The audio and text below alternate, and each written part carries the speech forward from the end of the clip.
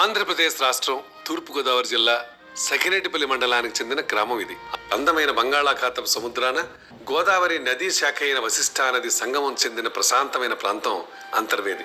పశ్చిమ గోదావరి జిల్లా నరసాపురంకు సమీపంలో కల ఈ త్రికోణాకారపు దీవిపై ప్రసిద్ధి చెందిన లక్ష్మీ నరసింహస్వామి వారి పురాతన ఆలయం స్థల పురాణం. కృతయుగంలో వశిష్ఠ మహాముని గోదావరిలోని ఓ పాయం తెచ్చి సాగర సంగమం గావించి ఇదే ప్రాంతంలో తపస్సు చేస్తుంటాడు. అయితే విశ్వామిత్రుడి ప్రోద్బలంతో రక్త విలోచనుడు అనే రాక్షసుడు వశిష్ఠుని తపస్సుకు భంగం కలిగించడమే కాకుండా అతని కుమారులను హతమారుస్తూ ఉంటాడు. అప్పుడు వశిష్ఠుడు నరసింహస్వామిని ప్రార్థించగా ఆయన ప్రత్యక్షమై రక్త విలోచనుడితో యుద్ధం చేస్తాడు. ఆ రాక్షసుడి యొక్క భూమిపై పడే ప్రతి రక్తపు బొట్టు ఓ రాక్షసుడిగా మారుతుంటుంది. అప్పుడు నరసింహుడు అశ్వరూఢాంబిక అనే మాయాశక్తిని రప్పించి రాక్షసుడి రక్తం నేలపై పడకుండా నాలుక చాచాలని సూచిస్తాడు. స్వామి ఆదేశం మేరకు ఆమె నాలుక చాచగా రాక్షసుణ్ణి నరసింహుడు సంహరిస్తాడు. ఆపై వశిష్ఠుని కోరిక మేరకు నరసింహస్వామికి ఇక్కడ కొలువైనట్లు ప్రతీతి.